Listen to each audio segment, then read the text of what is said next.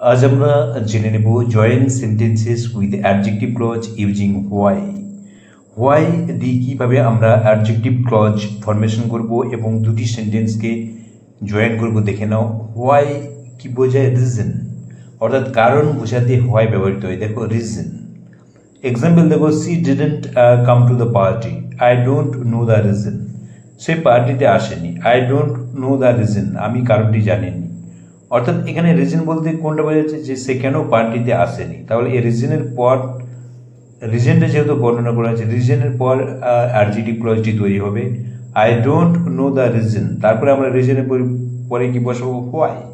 রিজনের কি বসবে? হোয়াই। তাহলে I don't know the reason why সে didn't come to the party.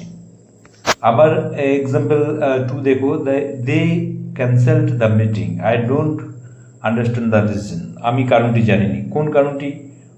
কেন সে মিটিংটি ক্যান্সেল করেছিল। তাহলে রিজনের পর অ্যাডজেক্টিভ ক্লজটি তৈরি হবে I don't understand the reason, I don't understand the reason why. Why দিয়ে শুরু হয়েছে ক্লজটি, দেখো হোয়াই দে